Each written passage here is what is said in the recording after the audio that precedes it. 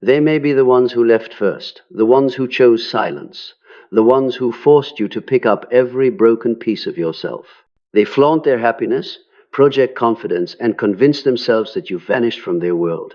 But all it takes is a single moment, a photo of you smiling, a peaceful status, or simply your silence that no longer revolves around them to ignite their fury.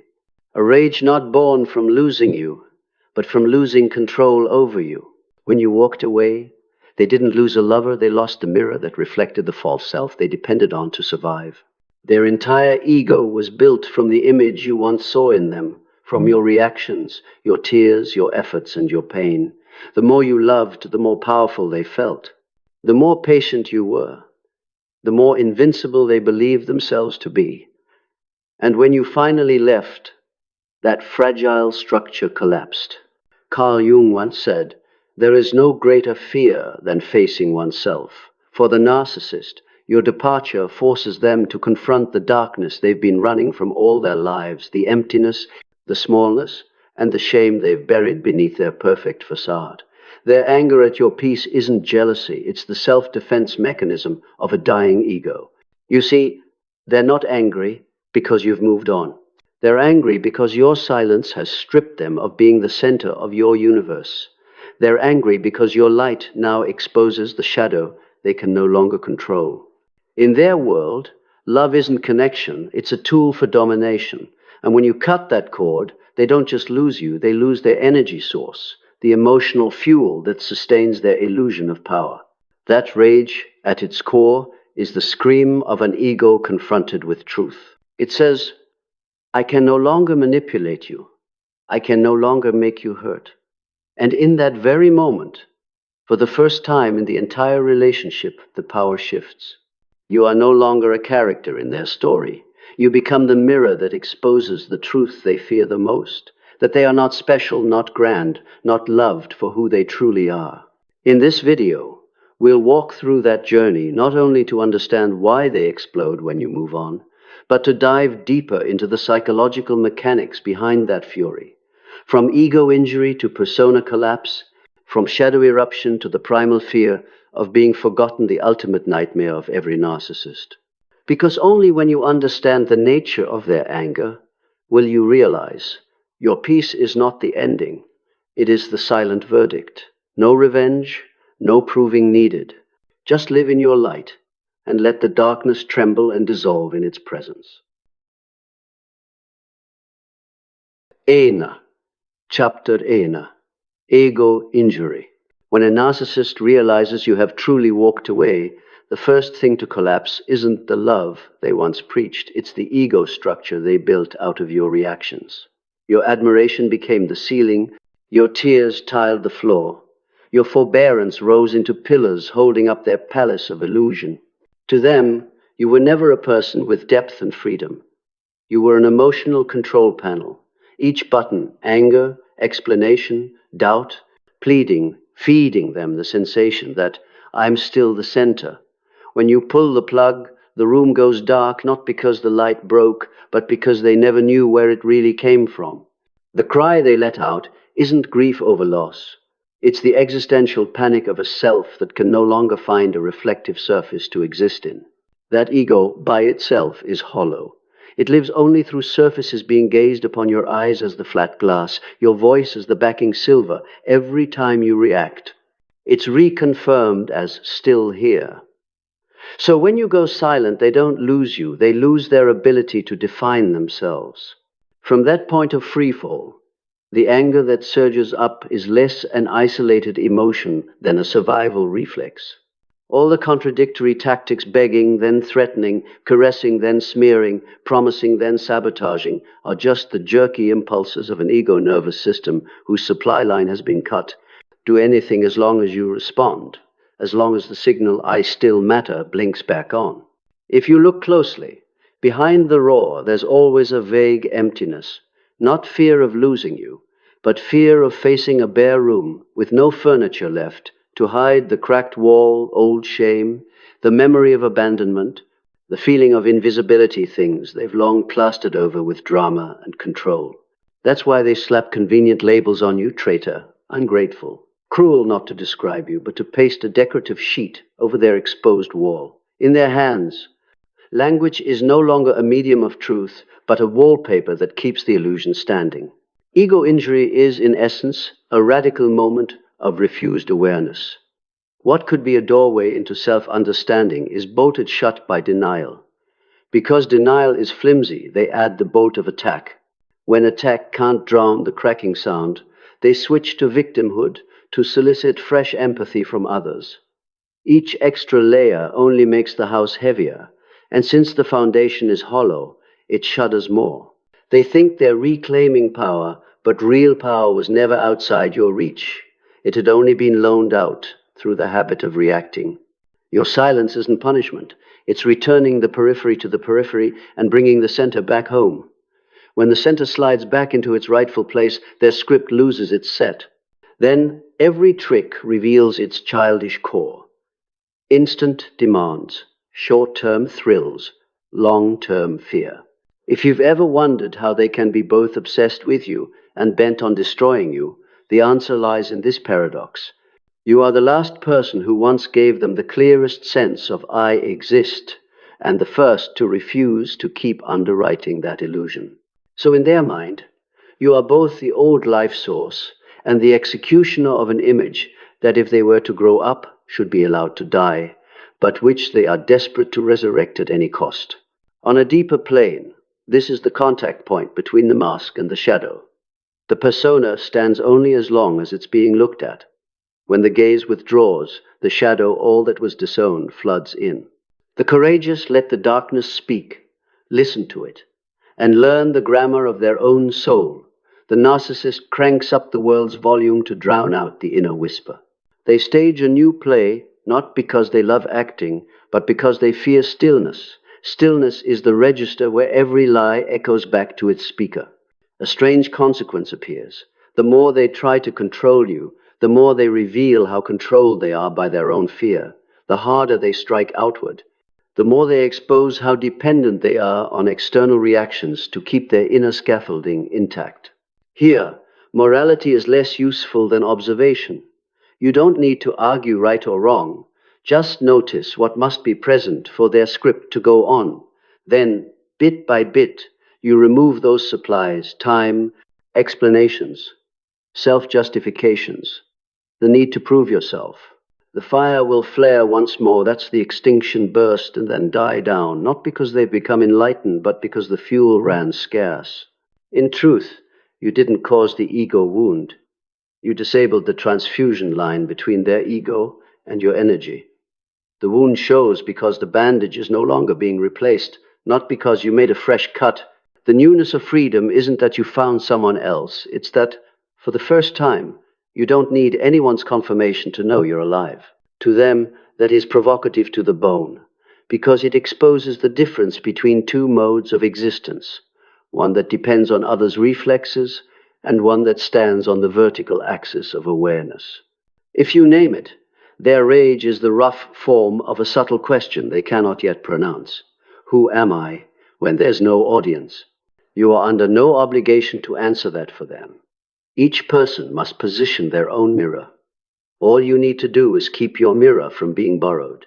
Once you see this, their every move turns transparent. Praise or blame, lure or threat, softness or brutality, they're just different translations of the same intent, to pull you back into being a reflective surface. And when you no longer serve as a surface, they must choose. Learn to look directly at their own wall or go in search of another mirror. Either way, it no longer involves you. In that sense, their ego injury marks the moment you reclaim sovereignty, not by defeating an enemy, but by resetting the boundary between what is yours and what was never yours. Compassion here is not returning to be their mirror, but accepting the truth that everyone has the right to meet their pain when they're ready. Your peace is not a sentence upon them. It's the space where the magic trick loses its audience and exposes its mechanism. When the curtain falls, you don't need to bow. You simply step out into ordinary daylight and keep living as if there had never been a stage. Whatever anger they have left is only the slow echo of a collapsed structure, while you, For the first time, hear your own silence, not dazzling, not dramatic, but steady enough that from now on, no hand gets to define you for you. 2. Chapter 2. Love or Power? Why they cannot truly love. For a narcissist, love has never been a free current between two souls. It is a river dammed and diverted by the ego. They don't seek love to connect, but to fortify an inner power structure. Every romantic gesture, tender or fervent, is a tool. Each, I love you, you're the only one, I can't live without you, is just another way of asserting the hidden clause. You exist to make me feel valuable. What they call love operates by the logic of possession. I love means I hold. I adore means I control. Their essence is to measure, not to feel. Listen long enough and you'll hear that, in how they speak of love, there's no warmth of co-presence, only the tone of someone inventorying assets. When they say we, they mean me and my extension. They don't love a person. They love the reactions that person produces. They don't need truth. They need reflex. Not a heart, just a mirror. Love, to them, is a small stage where they can be director, star, and audience applauding themselves. So when you begin to have a self of your own, when you say I clearly, when you no longer shrug at their disdain and anxiety rises in them, unconsciously they sense the fracture. The one-way energy line has been cut. They can no longer steer your feelings, no longer make you tremble, no longer watch you indict yourself on their behalf.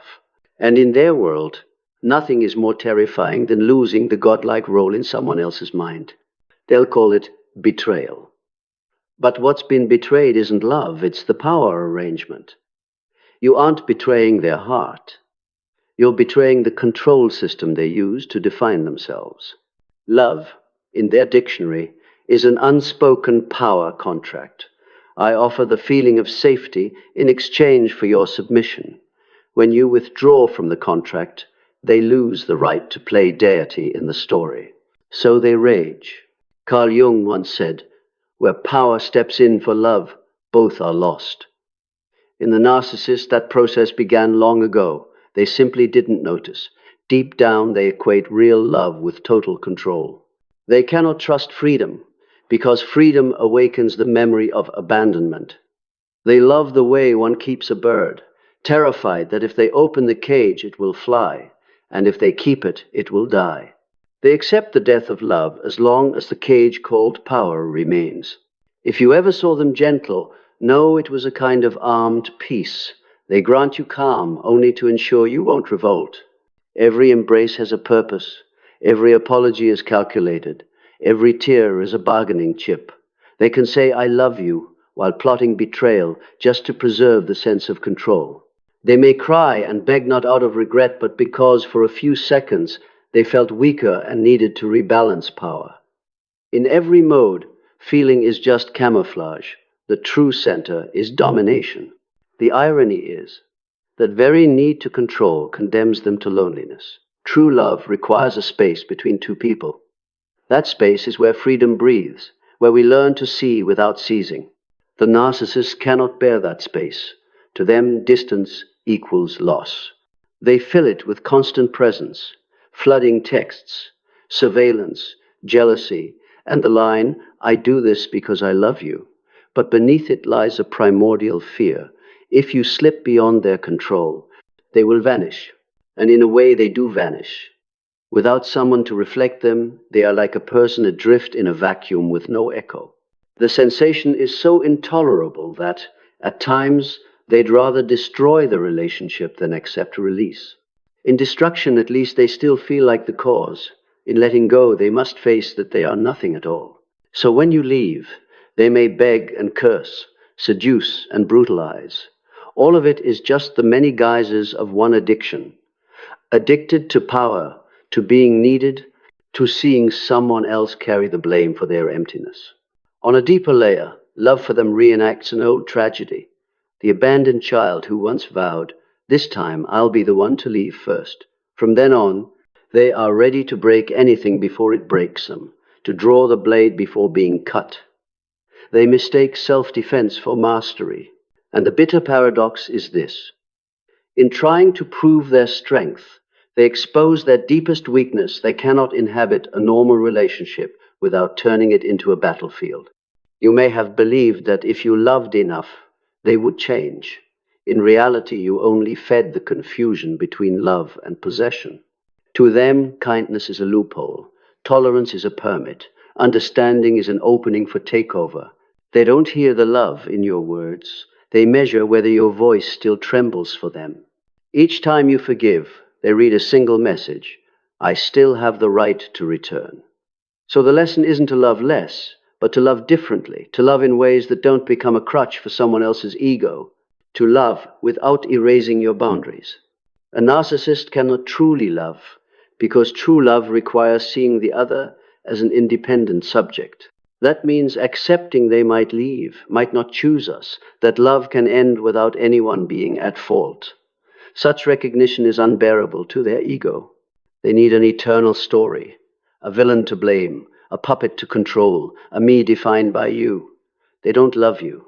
They love your position in their psychology, the position that helps them avoid seeing themselves.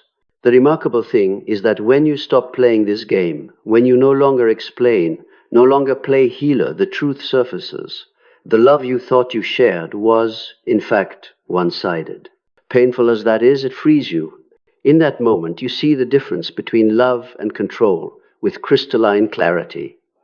One nourishes, the other consumes. One expands, the other contracts.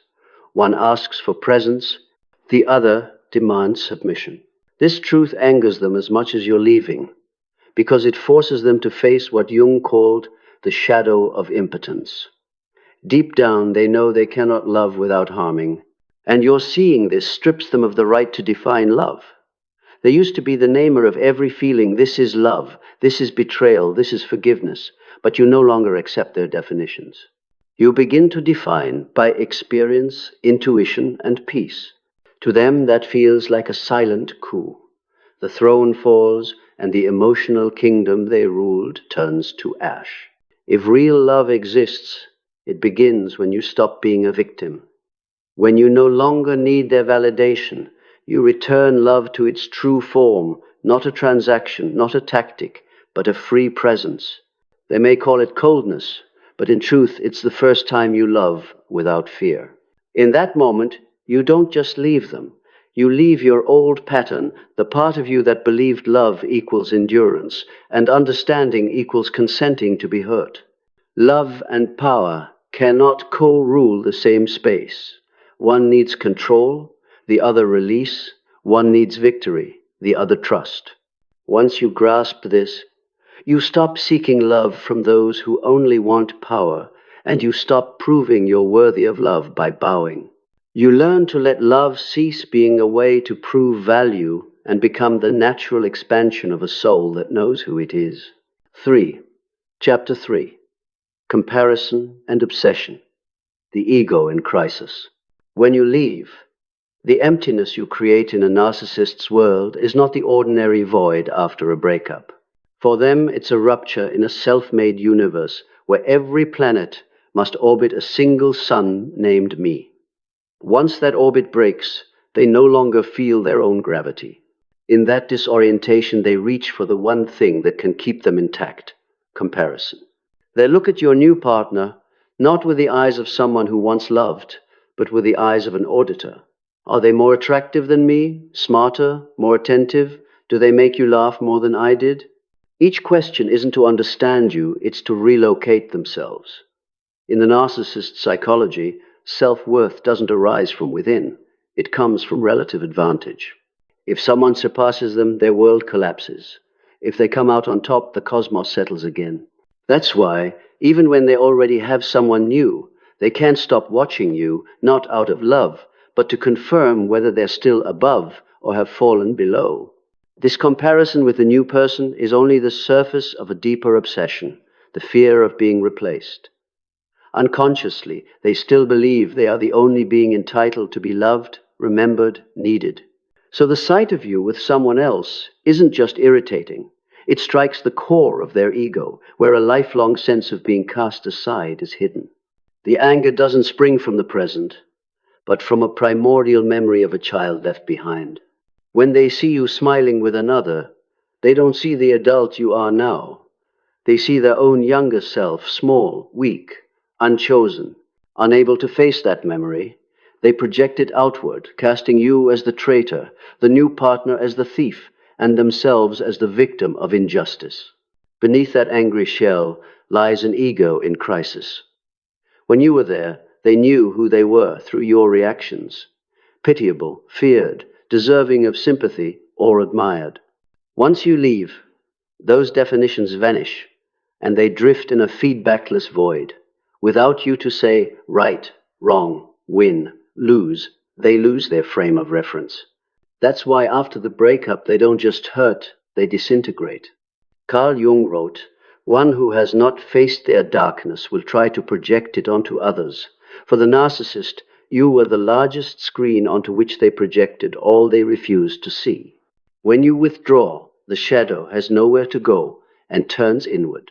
They begin to ask the questions they never dared.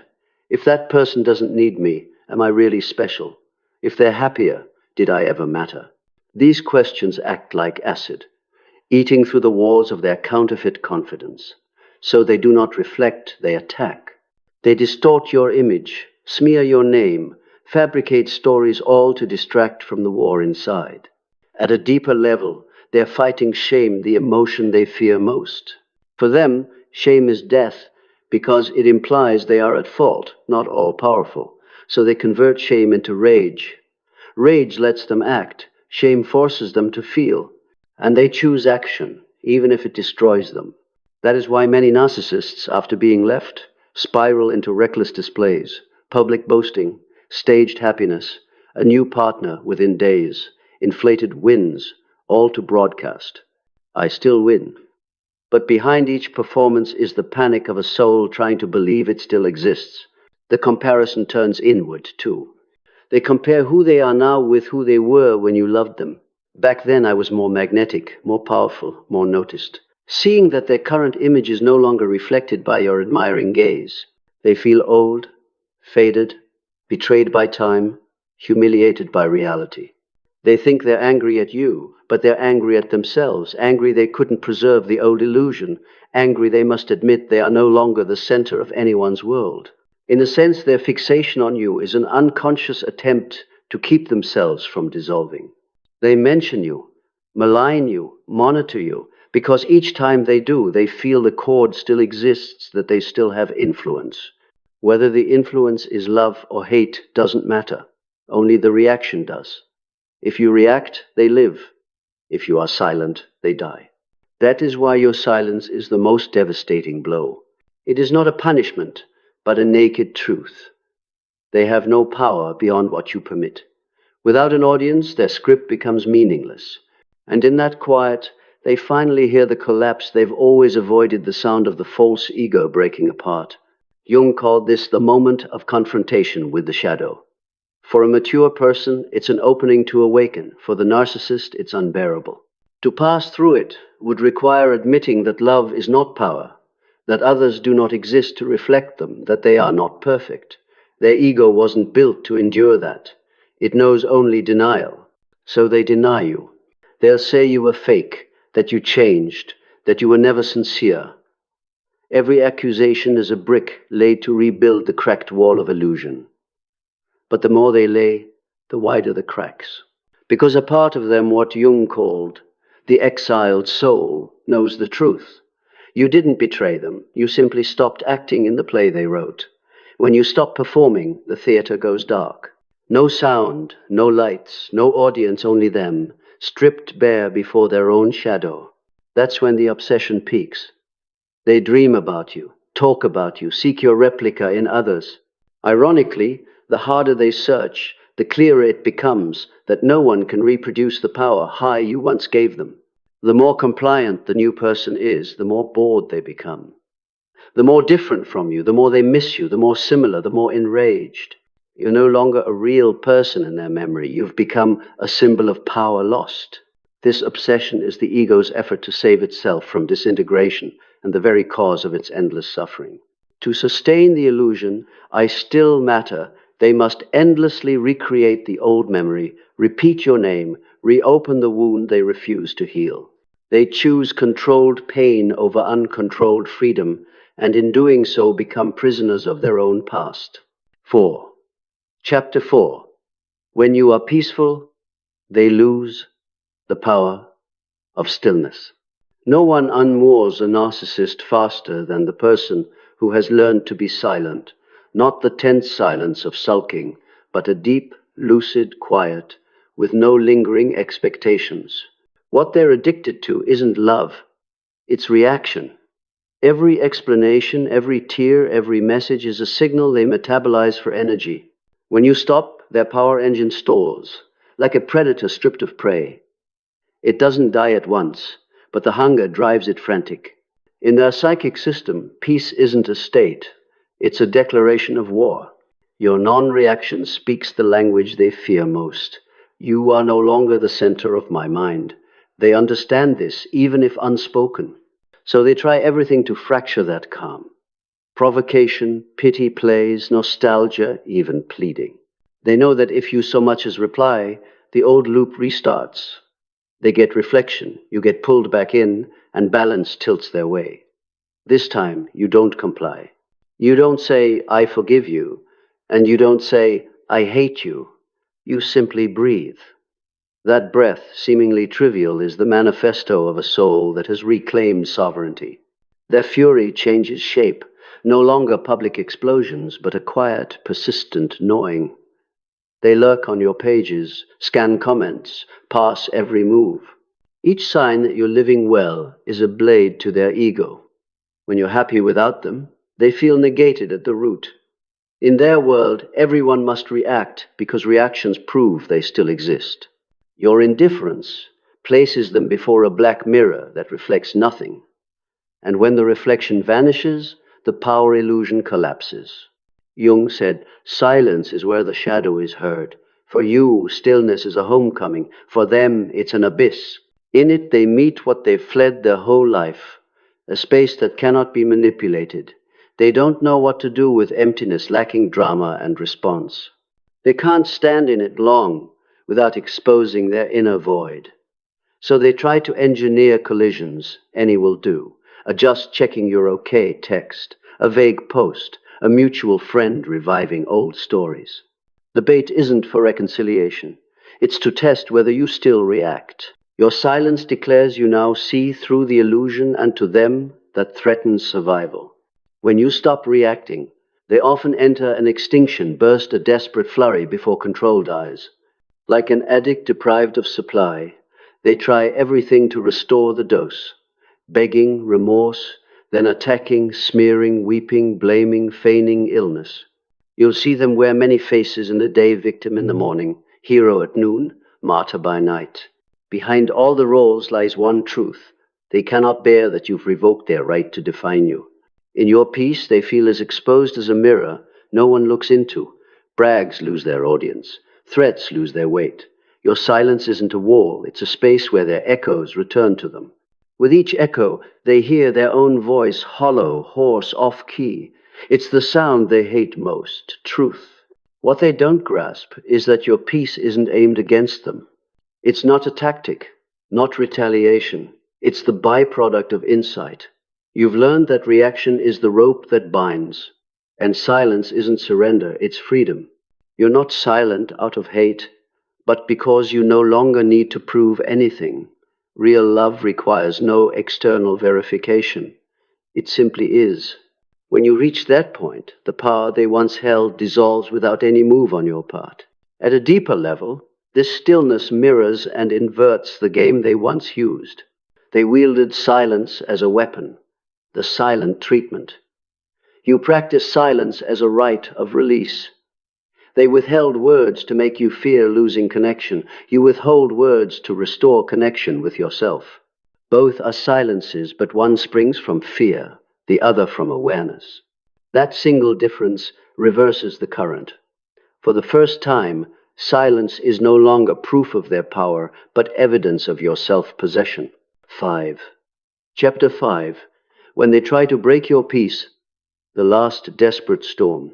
When the narcissist realizes that no trick, no word, No performance can move you anymore. A particular panic rises the psychologist's extinction panic, the terror of being erased from someone else's reality. For them, existence isn't measured by meaning but by influence. And when that influence is gone, they feel as if they are slowly dying. So they come back not to love, but to cause shock waves. They need to make waves, because only in chaos do they feel alive. At this stage, they usually unleash their final salvos, a cocktail of nostalgia, emotion, and threats. One day, I miss you, I was wrong. The next, no one will ever love you like I do. A few days later, they turn cold, post snide remarks, and brag that the new person is so much better. The entire sequence has no purpose except to break your equilibrium. If they can confuse you, they win. If they can anger you, they win. If they can make you cry, they win. Even if you calmly explain, I don't love you anymore, they still win because you are reacting. Their nature cannot tolerate the steady beat of a quiet life. They require emotional motion to exist. In their world, silence is death. Drama is air. So they will use anything to drag you back into the noise, the terrain they know. If words won't pull you, they'll try pity. They'll talk about illness, depression, losing their job. They'll send vague lines like, I don't know how much longer I can go on. These aren't cries for help, they're emotional bait. They cast them out to see if you'll swim back. And if you swim even a meter, they know the game isn't over. They know compassion is the empath's soft spot. They know you'll wonder, if I don't reply, will they do something reckless? In that moment, they take back power. They turn your kindness into a leash, your ethics into a trap. That's why the hardest lesson in healing isn't letting the narcissist go. It's allowing them to face the consequences of themselves. Not because you're cruel, but because you honor a natural law. You reap what you sow. They won't understand this. In their perception, you are cold, ungrateful, heartless. But in truth, for the first time, you are loving correctly. Loving with awareness, not with rescue. You have understood that love does not mean allowing someone to self-destruct and drag you with them. Real love, as Jung observed, can only grow in the space of freedom. By stepping out of the spiral, you are giving them the rare chance to finally see the price of their behavior, a moment others never dared to let them face. So they panic more. They play dirty smearing, inventing, recruiting mutuals to their side, even posing as the victim. You'll hear lines like, I did everything for her and she left me without a word. They turn truth into a new script because they cannot live in a story where they are the villain. Do not try to set the record straight. In their mind, truth has no value. Only whichever story lets them keep the lead role. Anything you say will be cut, edited, inverted, and used against you. The only way to win is to leave the stage. This storm can last months, sometimes years. The longer it runs, the weaker it gets. A storm has no fresh wind if you don't supply it. Your stillness quiet, sometimes lonely, is the process of rebuilding inner strength. You'll notice the energy once poured into understanding, saving, convincing them flows back to you. And as it returns, something remarkable happens. Your sense of self begins to mend. You start to hear your inner voice, the one drowned out by their noise. At first, it's faint, hesitant. Gradually, it becomes the soundtrack of your new life, a rhythm led by no one else. Then you realize peace isn't a reward, it's your native state you had forgotten. Meanwhile, the narcissist faces the consequence they cannot escape, the boomerang of silence. With no one left to blame, they must hear their own echo. With no inner world to dwell in, that loneliness turns to torment. They run to someone new, seek fresh supply, but every relationship after you is thinner, colder, shorter, lived. They think you cursed them. In reality, they are meeting themselves without any mirror to shield them. Jung calls this the junction of darkness and light, the place where one must choose to awaken or to self-destruct. Few choose the first path. It demands the courage to face shame, admit wounds, and surrender the illusion of control. But a handful, those who can endure stillness, begin to change. They don't know your silence opened that door. Chapter 6. when you are no longer a reflection, the rebirth of the true self. A day will come when you look back and see clearly. That relationship was never just a love story. It was a rite, a soul's journey forced to break from illusion and return to itself. In that journey, the narcissist played the antagonist, yet in truth they were a mirror reflecting the tender, unawakened part of you. When they vanish from your life, that mirror shatters, and for the first time you no longer see yourself through someone else's eyes, only your real self, standing in open space, bare and free. At first, the feeling isn't pleasant. It's empty, as if you're crossing a desert with no echo. No more contradictory texts, no more fits of rage, half apologies, or emotional crescendos that made you ache and kept you hooked. Your mind was trained for storms, so when the storm dies, peace feels disorienting. But slowly you begin to hear another sound, not from outside, but from deep within. I'm still here. That is your soul, long veiled by fogs of fear, guilt, and the craving to be loved. It has waited from the beginning, but for years you handed others the authority to hear it. You let them define what love is, what wrong is, what enough is. You trusted their gaze over your intuition. That turned you into a puppet for their emotion. When you finally stop, when you pull that string from their hand, everything breaks, not only the relationship, but also your old self-image. This is the symbolic death Jung called nigredo, the dark night of the soul. Everything once solid dissolves. Identity, beliefs, your definitions of love and of yourself. You no longer know who you are, and precisely there, a seed of the true person begins to sprout. The false self, kept alive by pleasing fades, making room for an autonomous presence waking up. When you are no longer a reflection, you no longer need others to validate your feelings. You can feel anger without needing an apology, joy without needing congratulations. States that once depended on them turn into internal energy. You realize you were never weak, only drained too long. You were never worthless, only convinced your value lived in someone else's eyes. Seeing this, you begin to rebuild your inner world. Rebirth doesn't arrive like thunder, but through ordinary moments. You cook a meal without feeling hollow. You sleep well without a bedtime text. You meet your eyes in the mirror without asking, what would they think? Each small thing is a new brick in the foundation of a restructured self. It doesn't need drama to feel alive. It needs truth.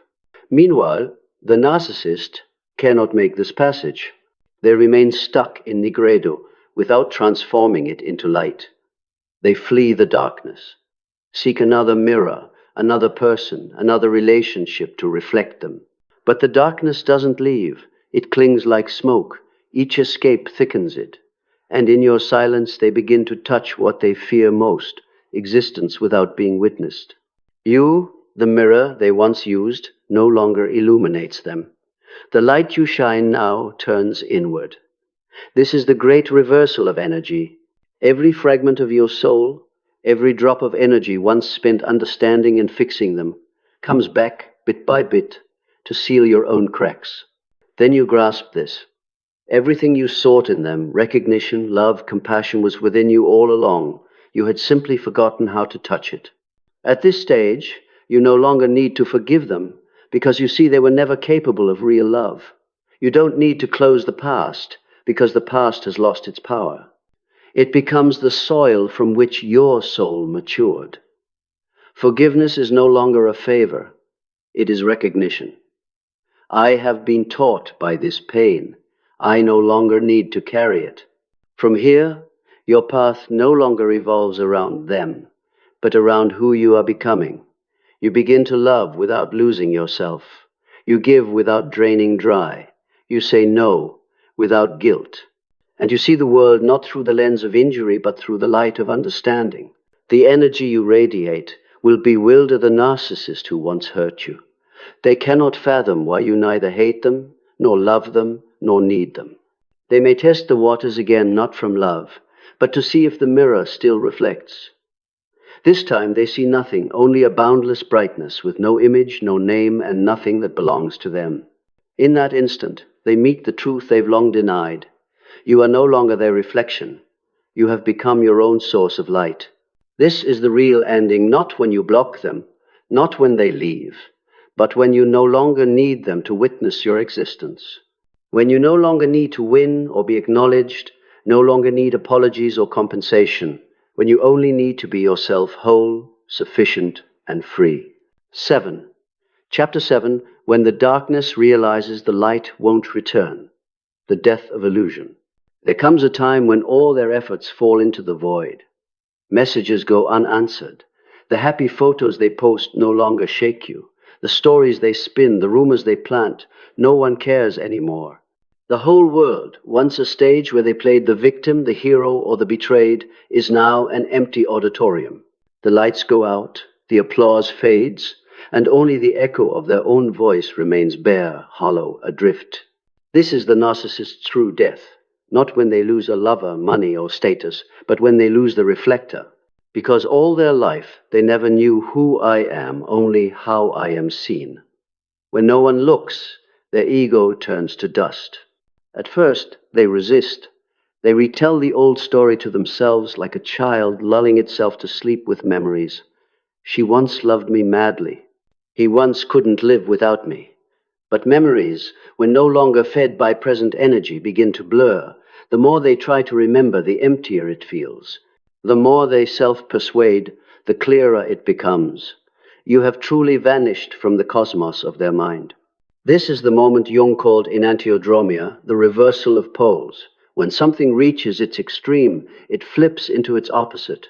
Pride turns to despair. Contempt turns to obsession. Dominance turns to collapse. They who believe themselves untouchable now tremble like a lost soul. And the irony is, they created what they feared most, oblivion, because you never took revenge. You didn't expose them, you simply stopped. Stopped thinking, stopped mentioning, stopped carrying them in your energy. And in that stopping, their entire psychic architecture begins to dissolve like sand meeting water. They try to run. A new person, new projects, a new audience. But wherever they go, they carry the same void, the one shaped like you, where they once siphoned life force. They imagine that replacing you will save them. But what they crave isn't love. It's reflection. And reflection cannot be repurchased when the watcher has become light. In this crisis, many will sink deeper into the loop, seeking, possessing, then losing one person after another. They call it life, but it is the soul's self-consuming cycle. When love is no longer connection, but merely a tool of self-assertion, every relationship becomes a warped mirror. Over time, even the image in that mirror dissolves. Yet a few, in a nearly desperate instant, will look up and see what they've never seen. Your absence is a teaching. With no one left to reflect them, they are forced to look directly no longer through another's lens, but at themselves, unfiltered, bare. That first look terrifies them. But if they can stand still, if they don't turn away, a thin seam of light opens in the dark. It is the beginning of awakening, but it is rare, exceedingly rare. As for you, the awakening came long ago. You no longer see them as the villain, but as a symbol of a phase in your soul's journey. They are a classroom, not a destiny. They are the darkness that compelled you to give birth to your light. And when you grasp this, you need neither resentment nor forgiveness. You simply see clearly that everything that happened had its logic. Clearly that love is not for keeping someone, but for understanding yourself. Clearly that forgetting is not an ending, but the universe clearing space so the new can be born.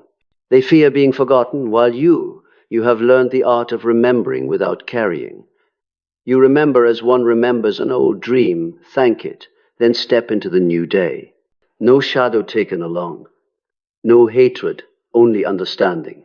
And as the light in you grows brighter, their darkness retreats on its own, not by conquest, but by truth. Darkness cannot argue with light. It can only dissolve. This is the subtlest justice of the universe. You don't need to defeat them. You only need to stop being their source of life. When you return to your true nature, they are forced to face what they've avoided most themselves. In that instant, every game, every control, every illusion collapses. No explosion, no tragic finale, only silence. A sacred silence in which you and they, light and shadow, finally stand apart, each in its natural place within the order of the cosmos. You move on, no turning back, no investigating, no waiting for anyone to pay. Because now you know peace doesn't arrive when others change, but when you stop needing them to illuminate you. And in that stillness, when every echo of the past fades, you hear the most wondrous thing, the sound of your own soul breathing, light, free, and true. 8. Chapter 8. When light needs no proof. Making peace with the shadow and the soul's return. After the storm has passed, when the old echoes fall quiet, you enter a space you hardly recognize at first, complete stillness. No fear, no fixation, no craving for recognition or apology. Only an open expanse, but this time the emptiness is not a threat, it is a sky. You realize you no longer live by contrast. You don't need darkness to know you shine, or the past to know you've changed. You simply are. This is the phase Jung called rubedo, the soul's reddening after the dark night, when base metal is refined into gold. Gold here is not victory, but integrated awareness. Light does not oppose darkness. It embraces it to understand itself. Likewise, after everything, you no longer see the narcissist as an enemy, but as a fragment of the human unconscious something everyone must face, one way or another. You begin to understand that your journey was never just about leaving a person, but about leaving a pattern, the pattern that longs to be saved, to be seen, to be loved unconditionally at the price of self-abandonment. The narcissist was only the mirror that revealed that part of you. Seeing it, you no longer hate them, because you know they are still stuck where you once were. Reconciliation here doesn't arrive through spoken apologies, but through the soul's wide gaze. You don't need them to return and say sorry, because you understand there's no one left to forgive. There is only the flow of awareness that brought two souls to a meeting point, one to learn love, one to learn loss. When the lesson ends, the universe separates them, not as punishment, but to preserve both souls' evolution. You start to live differently, not reacting, but responding with wakefulness. No longer fearing hurt, because you know pain doesn't come to destroy, but to teach you to see deeper. No longer seeking meaning in others' actions, but in your own responses. You begin to notice cycles in everything, even love, loss, loneliness, and rebirth. And you learn to move with life's rhythm rather than wrestle it. There are mornings you watch the sun rise and smile, not for anyone, not for anything, but for the sheer feeling of existing. A feeling that needs no proof, no victory, no being understood. The feeling of a soul back in its proper place in the universe, both small and boundless. You look back on the old road, the way one watches a finished film.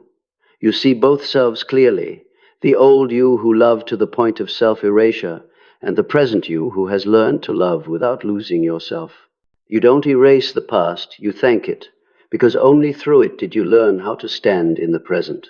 The narcissist may still exist somewhere, another relationship, another loop, or sometimes in stray dreams you never meant to recall. But the feeling attached to them has changed. No anger, no ache, no longing, only a quiet understanding. They are still learning their lesson, and I have completed mine. You realize the deepest thing they taught you wasn't betrayal, but the limits of unconscious love. That love is not endurance, not self-sacrifice without end, not sealing another's wounds with your own blood. Love is discerning the boundary between an open heart and a colonized soul. Recognizing this, you return to your original essence, a soul that can love without dependence, care without rescuing, shine without dimming anyone else. In this serenity, even your own darkness softens. It is no longer an enemy, but a part you can sit with, converse with, and listen to, because you understand true light never annihilates shadow. It holds it until the two become one. Then you no longer say, I defeated the narcissist. You simply say, I have returned. Returned to the original soul, to a pure trust, to a love that needs no reciprocity. Return to presence where you search no more, because everything you sought is here, in the breath, in the stillness, in yourself. Jung wrote, "One does not become enlightened by imagining figures of light, but by making the darkness conscious." And you who have walked the dungeon of manipulation, narcissism, reflection, and betrayal are living proof. You did not merely survive, you were born again, not as victim or hero, but as a witness, one who knows love is not a hiding place, but a path to awakening, who knows silence is not an ending, but the first music of a free soul. From here, every step you take, everything you touch, every glance you give carries a new frequency, the frequency of one who understands. No longer reacting, only shining, no longer fighting, only present. No longer fearing the dark, knowing it exists only when light still believes it must prove itself. And when you understand this, the universe's final game is over. You step forward not as a conqueror, but as one who has made peace. 9. Chapter 9. Love after awakening. When the soul knows whom to walk with. After everything, you think you'll never love again. Your heart once shattered too deeply, your trust burned to ash, the wound so scarred that the slightest touch makes you pull back. And then, on an ordinary morning, you notice the fear has quieted, not because you forgot, but because memory no longer controls you. The wound has become a doorway, and beyond it, love is no longer what it was. Love after awakening is different, still yet strong, light yet deep, rooted yet winged. It no longer begins with the hunger to be seen, but with the joy of sharing. You don't need someone to fill you, because you are no longer empty. You don't seek someone to prove your worth, because you know it was never lost. And so you no longer treat love as a miracle, but as the rite of meeting between two souls who have finished their old lessons. You're no longer drawn to drama, but to peaceful energy. The one who steadies you now isn't the person with the prettiest vows, but the one who can be silent with you without making you feel alone. You realize true connection isn't in "I need you" or "you're my everything," but in the spaces between those words where both can be themselves without fearing loss. This time you don't love from craving, but from awareness. You see each movement inside you, when the heart opens, when the ego tries to intrude, when old fear looks for a way back. Instead of running or reacting, you observe. Love becomes a mirror of wakefulness. Each loving is a learning, each friction a small illumination. Strangely, the more you understand love, the less you talk about it. Because you see that real love can't be defined or done right. It can only be lived. And when you live in truth, every relationship naturally becomes a space for growth. No one rescues, no one controls, just two souls reflecting each other's light. You also begin to see the world differently. Those you once called toxic now appear as souls not yet awake. The relationships that hurt become vital chapters in your book of evolution. You stop asking, "Why did this happen to me?" and ask, "What did this teach me?" In that question, everything returns to order. No debts, no absolute wrongs or rights, only learning. The narcissist was once your lesson. Now you may become someone else's. But you no longer repeat the old pattern. You don't arrive to fix anyone, you arrive to live your wholeness. In that energy, you accidentally become a new kind of mirror, not reflecting darkness, but reflecting freedom. One day you may meet someone who looks at you not through the lens of the past, but with full presence. They're not threatened by your light, because they carry their own. Between you there is no chase, but a dance of awareness. Each keeps sovereignty of their soul, yet you move in harmony on the same frequency, the frequency of souls who know how to love without owning. Jung said, "The right relationship is not where two people merge, but where each becomes more deeply themselves." Isn't? After all your breaks and mending, you understand this with your own blood and tears. You no longer seek a missing half because you are whole. You no longer seek someone to understand you because you understand yourself. Love is no longer a quest. It is the natural meeting of two souls already full. Perhaps that is why love after awakening is more beautiful, not because it's perfect, but because it's true. It doesn't promise forever, yet every moment in it is complete. No control, no possession, no elaborate explanations, only presence deep, clear, warm. And if someone asks whether you still believe in love after all you've lived through, you'll smile. Yes, but not the kind of love that made me lose myself. I believe in the kind that brings me back to myself. In the end, every journey through shadow, narcissism, separation, and silence leads to one point, the union of awareness and love. When you no longer love to fill a void, but to shed light, no longer fear losing and instead can release, no longer need to prove and only want to understand, even if the love ends, it leaves light behind. Then you realize what you were seeking wasn't someone to walk with, but a state of the soul, open, ready to love, without fear. And when the soul reaches that state, whoever comes or goes, you remain whole. Because true love never leaves you. It only changes form from another person, back into yourself. 10. Chapter 10. When you become the light you once sought. There is a moment on the path quiet, undramatic, yet the deepest turning when you realize you've made it through, not over someone, but beyond the part of you that needed them to feel enough. You no longer feel the urge to retell the old story or to prove anything. What once clenched your heart now fades like a distant echo, powerless in the present. That is real freedom. All along you thought healing meant finding your old self. Now you see, that self dissolved to make room for a soul deeper, clearer, truer. You haven't returned to yourself. You have been reborn not in body but in awareness. You once sought light in others, in praise, in recognition, in being needed. Now you see the light is in your own heart, once veiled by fear, expectation, and hurt. It isn't a blinding glare to show off, but a gentle, steady flame that guides you whenever darkness gathers.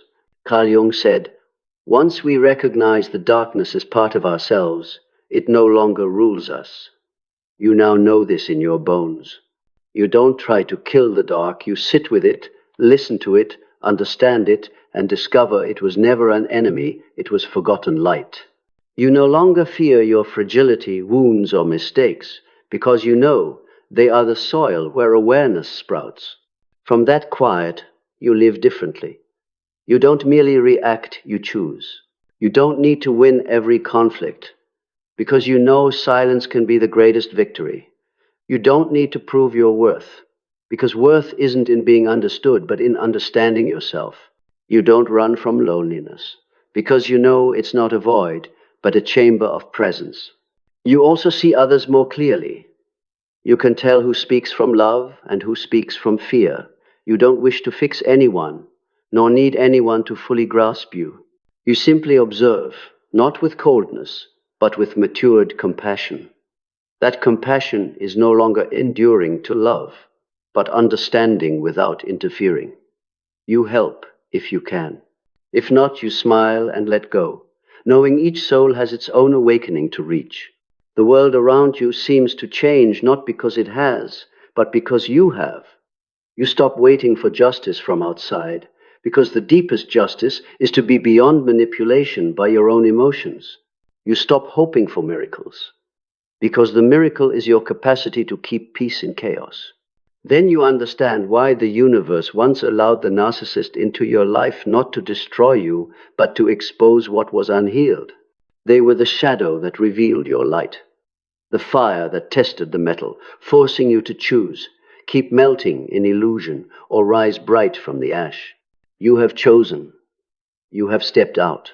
And you carry a different strength, not power over, but the power of awareness. It needs no assertion, no proof, no belief from others. It needs only truth. It needs only you, whole, imperfect, real. People may still call you someone who was hurt, but you know that was only the opening chapter. The rest matters more. You became a bearer of light, the light of understanding, of mercy, of love unconditioned. You don't shine so others see you. You shine so others can see themselves. Now you no longer hunt for a twin soul, because you've met that soul in the mirror. You no longer seek peace from someone, because peace is as natural as breath. You no longer fear returning to places that once hurt you, because no one can take what you have found within. From here, you walk differently, not proud, not strained, but quiet and free. You work, you love, you laugh, you fail, you rise, each with the same quality, awareness. And that awareness makes every small moment sacred. One day, looking back, you'll smile and say, so all that pain was a shortcut home. Home to the original self, where there is no victim or culprit, only a soul maturing in how to love amid a world of illusions. In the end, no one wins or loses this story. The narcissist, too, will one day meet themselves in the mirror, as you once did. And perhaps then they'll learn true power isn't control, but accepting both light and shadow in one heart. You carry no grudge, you need no finale. Because there is no final ending, only deeper layers of awareness where shadow dissolves into light and light dissolves into life. And in that stillness, you smile not the smile of triumph, but of a soul that understands. I have become the light I once went looking for. 11. Chapter 11. The dawn of the sovereign soul, when you no longer need miracles, because you are the miracle. When the soul passes through its longest night, the first light never comes from the outside. It comes from within, from the moment you stop waiting for someone to save you, stop trying to make the world fair, stop hoping the one who hurt you will finally understand. It's then you hear a small but powerful voice rise inside. I am still here. I too. That voice is not the ego's, it is the primordial soul, the part of you once buried beneath layers of fear, guilt, and the need to please. That part doesn't seek validation, love, or belief from anyone. It only wants you to remember you were never weak. You only forgot how strong you are. From that moment, everything begins to shift. You no longer chase miracles because you see them everywhere, in a steady breath, in the dew resting on a leaf, in the heartbeat echoing within silence. The ordinary becomes sacred witness to your rebirth. You understand now that surviving and living free are not the same. Survival is walking out of pain, but freedom is walking out of the identity built from pain. You stop telling the story of the one who hurt me and begin telling the story of how I awakened. Then your energy changes, no longer vibrating at the frequency of wounding, but at the frequency of sovereignty. Jung once said that wholeness is not about becoming better, but about becoming truer, and truth is not always comfortable. It is the ability to face yourself when no one is watching, to admit your shadow without collapsing, to recognize the limits of your kindness without feeling guilty. You learn that true compassion is not infinite giving, but knowing when to stop. From that realization, your energy becomes still like a lake, untouched by wind. Others may rage, project, or slander, yet you remain unmoved, not because you feel nothing, but because you have roots. Their storm can't uproot you, for you are grounded in understanding. You no longer react, you respond. You no longer resist, you create new reality. This is a power those who haven't faced darkness will never grasp. They think freedom means doing whatever they want. But you know, real freedom is being untouched by invisible forces, by fear, by guilt, by the hunger to be seen. You begin to see life as a river. People come and go, joy and sorrow rise and fall, ripples on the surface. The river doesn't try to hold the waves because it knows it is the water. So do you. You no longer cling to outcomes, fight the current, or fear solitude. For you know that even in your deepest aloneness, God is there too. You stop saying, I need to heal, because you realize nothing was ever truly wrong. You only need to remember who you are. Healing is no longer a goal, but a natural consequence of awareness. When you live in truth, wounds dissolve by themselves. When you return to your essence, darkness leaves on its own. So you stop praying for the world to change and begin blessing the change within. You no longer say, please let me be happy, but please help me see the happiness that's already here. You no longer ask, when will I meet someone worthy, but am I living worthy of myself? When you live in that frequency, Everything in your life begins to rearrange. Old people quietly fade away, not because you resent them, but because your energies no longer align. New opportunities arrive, not because you manifested them, but because you have become the vibration of what you desire. You stop seeking meaning, for you are the meaning. You stop seeking light, for you are the light. You become a sovereign soul, one who knows that freedom isn't about leaving, but about staying without losing your center. One who can walk into any space, even the places that once hurt, and remain at peace. One who can love without attachment, give without depletion, depart without bitterness. This is the final stage of the Jungian journey. Individuation, the total union of light and shadow, of persona and soul, of the small self and the inner God. You no longer pray to a distant deity because you recognize that God has always spoken in your own voice.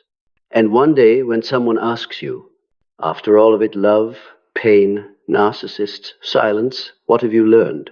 You'll smile without hesitation and say, I never lost anything. I was only being taught how to see what I already had. Now you understand miracles were never gone. They were waiting for you to awaken. Because the moment you become conscious, you are the miracle. The miracle that loves without possession, releases without fear, and exists without needing proof. And that is the true dawn of your sovereign soul. No one enters your life by accident, not even the one who once brought you to your knees. In the language of the soul, every wound is a ritual, every separation a doorway, and every betrayal an invitation to return to your true essence. In the end, you realize the narcissist did not come to destroy you. They came to awaken you. They touched your deepest wound, so you would have no choice but to look, to face, to choose, remain a victim, or rise as a sovereign soul. And you chose the harder path, the path of light, not the dazzling kind that shines outward, but the kind forged in fire. A light born from darkness, raised in solitude, and blazing because you dared to stay with yourself through the storm of manipulation, guilt, and fear. You once thought escaping the narcissist is victory. But now you know the real victory is not leaving, but no longer carrying them inside your mind. When their name no longer tightens your chest, when memories stop strangling you, when you can smile at the past without tears, that is the day you are truly free. Not because they disappeared, but because they no longer have power within you. You look back and see your journey clearly, from victim to awakened being, from begging for love to radiating it, from fearing the dark to walking beside it. And you suddenly understand this was never punishment. It was the initiation of your soul.